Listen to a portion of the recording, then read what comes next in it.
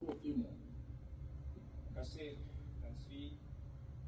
Pada hujung abad ke-19, waktu Meiji Restoration di negara Jepun, untuk agenda memulakan menyemai benih military industrial complex di Amerika Syarikat telah jual senjata-senjata, malah telah menyampaikan latihan kepada panglima-panglima perang kepada Jepun pada ketika itu, sampai hantar mereka ke West Point untuk menerima latihan. Dan pada penghujungnya, selepas orang panglima-panglima dilatih, Perang Dunia Pertama berlaku.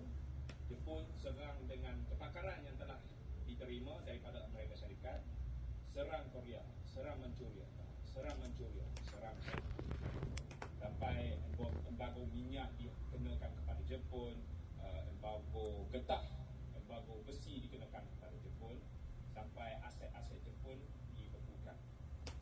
Kemudian apa yang berlaku? Pearl Harbor. 50-an, sebuah kerajaan yang dipilih oleh rakyat secara demokratik di Iran telah diturunkan daripada takhta kuasa kerana kerajaan itu di bawah Mossadegh menyatakan satu idea yang radikal kepada United States dan kepada Britain pada ketika itu. Minyak di bawah tanah Iran adalah milik rakyat Iran. British tak suka, dan Papi ajak kawan-kawan di US serang Iran dan telah overthrow dengan izin kerajaan Mossadegh dan gantikan dengan Shah of Iran. Rakyat tak suka Shah of Iran. Apa berlaku? The Islamic Revolution took place. Ayatollah naik, dan itulah yang telah berlaku sampai sekarang. Dan sampai sekarang memang kelam kabut lah. Kita fast forward sikit, 70-an. Sebab Amerika Syarikat tak suka Soviet nak menang di Afghanistan.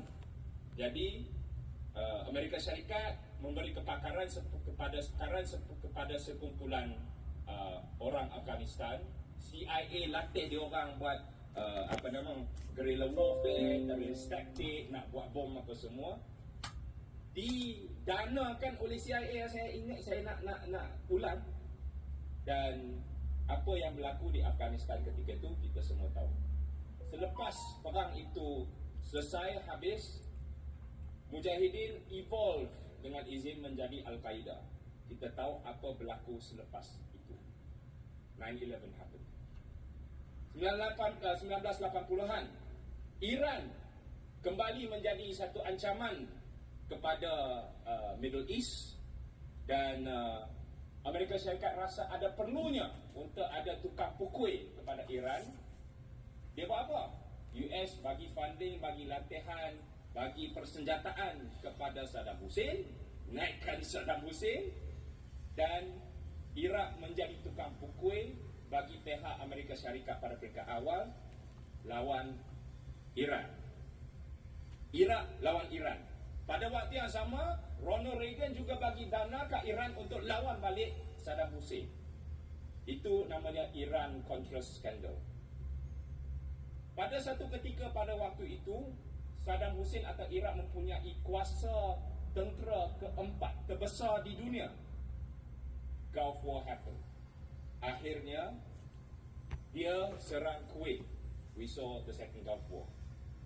Selepas itu, 9/11 happened. Dan kita nampak US kembali ke Afghanistan again. Kita nampak US kembali ke Iraq again. Dan sekarang kita nampak US dengan Israel masuk Iran again, sekali lagi. Sejarah berulang dengan naratif penipuan. Tapi sebenarnya apa yang dia nak adalah regime change untuk apa? Untuk natural resources. Untuk nak menyekat Hormuz Straits.